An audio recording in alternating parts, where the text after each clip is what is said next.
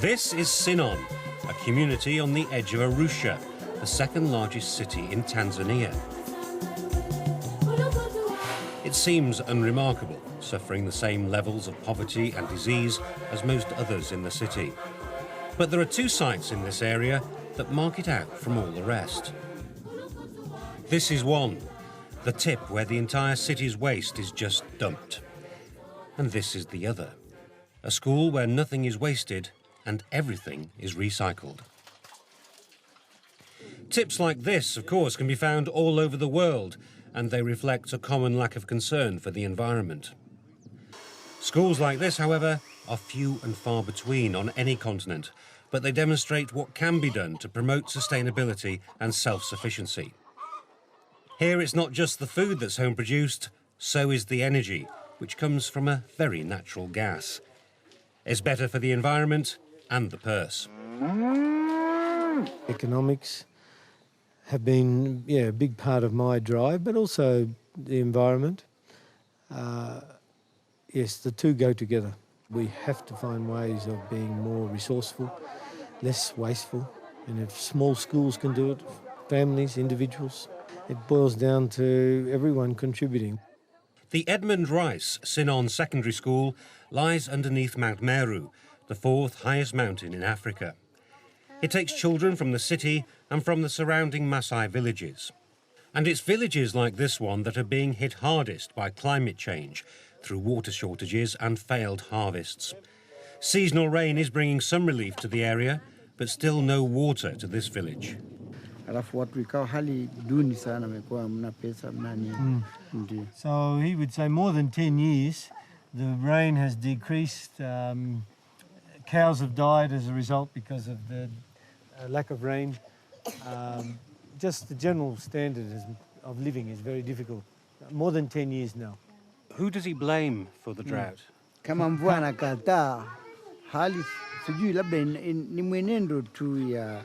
It's just changing the weather. He doesn't blame the West, then? Doesn't blame Europe? No concept of the wider world, really, No. to blame, no. Frank O'Shea, or Brother Frank, is a member of a Catholic order called the Christian Brothers, which carries out its mission to bring education to deprived areas in 40 countries. He arrived in Tanzania 11 years ago, when the school was little more than a few huts on a field. He soon realised he would need to offer more than education. He would also have to provide food and shelter. And that meant the school had to find an income and new ways of saving money by cutting out waste. Don't waste anything, even if it means using it more than once. We have certainly a record here of being able to use a resource more than once. I just keep asking, does it have to be this way? Can't it be done any better? And then from there search and take a few risks. And so I suppose anybody in any situation, in any educational institution, should be asking that question. What's going on here? Is it just how it is done? Is that the only way? Are there alternatives? There are now classrooms and workshops for 1,000 pupils and shelters for half of them who board rather than walk up to 30 kilometres a day to and from school and their outlying villages. Frank's been driven by his zeal and desire to give every child the chance of education. He's relied on support from his religious order, and he's received quite a lot of help from termites. This is the school's termite mound. I discovered it makes good building material. The termites are bringing the soil down from very deep down, and it's very sandy. Some of them go down as far as 30 feet, big area. This one is not as big, but you could go down 30 feet and get enough bricks to build a house. So basically, you're using this instead of sand and cement? We do add some cement to help it. One bag for 200 bricks. As the school grew, Frank's priority was water. There are 2 rainy seasons, if they come at all, but it's hardly practical to build tanks big enough to collect water for half a year. So the school found a donor to fund a borehole which tapped into a stream running deep underground from Mount Meru. The water supply also means the school can irrigate 10 acres of nearby fields. On one side, they're used to grow maize, and on the other, cabbages and beans. Does it taste better because you've helped to grow it and pick it? No, this is much better than those which are going to buy it from street or shops. Why is it much better? Because the way we are keeping it better than those who are keeping them just when they plant them, they're not care of them, but as we are care of them. Nothing is wasted. The water from this shower and laundry block is collected in a tank and pumped back to supply a playing field. Good exercise. A good exercise. You enjoying it? I am enjoying it because I'm the muscles. You want big muscles? Yes. You're going to get them. Water used for washing up is being diverted to create a pond and swamp for science lessons. In biology, we need to specifically deal with frogs. And these frogs, students have to see them physically. And not only that, they need also to do a practical in dissecting to see different systems. And you find that maybe when you are doing that, the frogs are nowhere to be seen. The school also teaches animal husbandry. It keeps a herd of 15 cows, which produces between 80 and 100 litres of milk a day. Just over half the yield is sold, and the rest is turned into semi-skim milk and cream for the pupils. The school bull is hired out to bring in more money. And the cattle produce something else that's put to good use. It's the ultimate in waste not, want not. Their slurry is channeled into a 50 cubic metre underground chamber, or biodigester. And it's supplemented by what's deposited in these toilets. We haven't got the cows trained enough to go into an area where they can squat, so we have to manually gather it up and put it here. From here, it goes into a very large biodigester, and there is the top. It's like an igloo.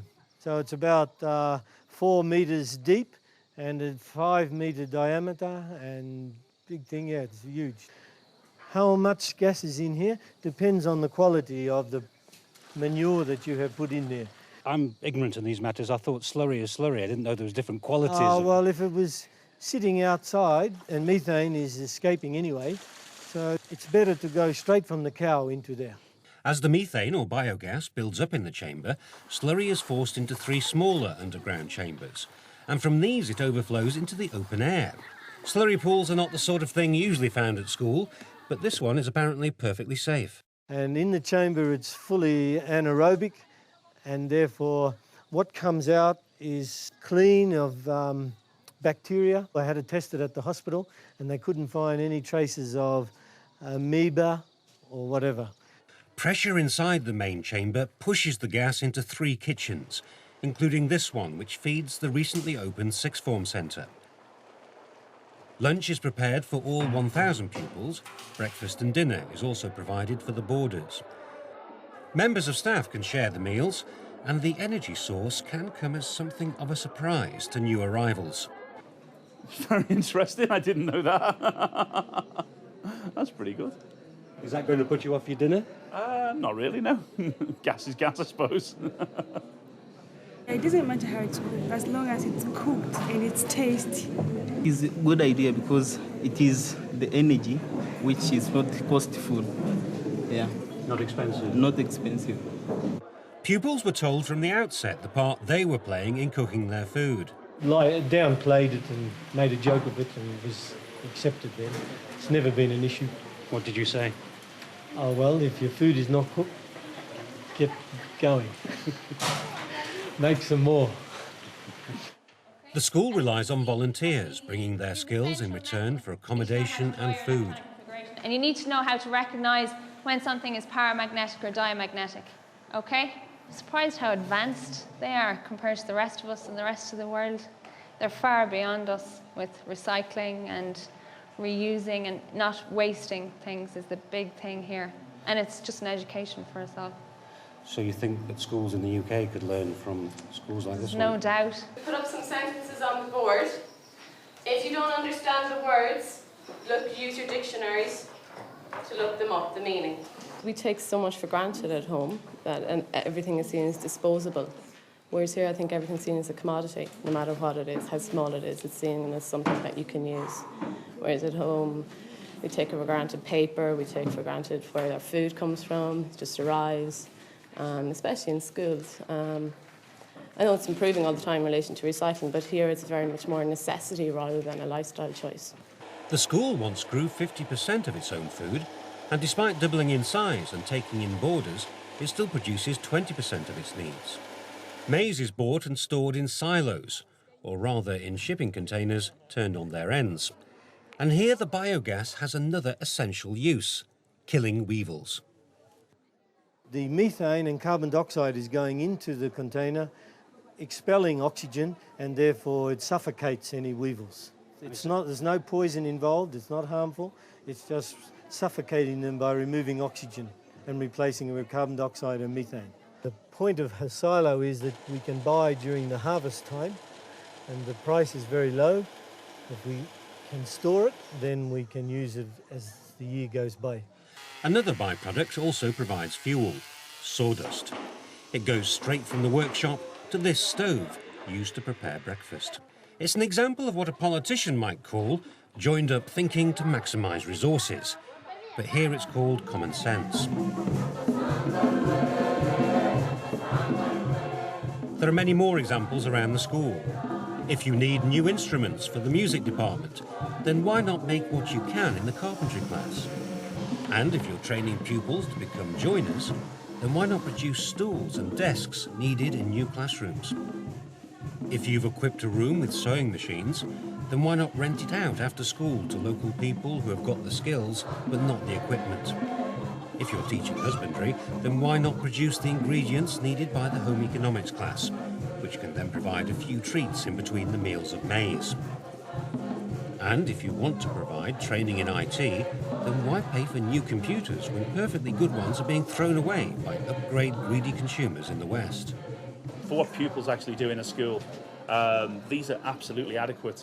I even had a group of pupils last night doing some programming, and for simple programming tasks, they stood up fine. So there's no reason why schools in the UK couldn't recycle?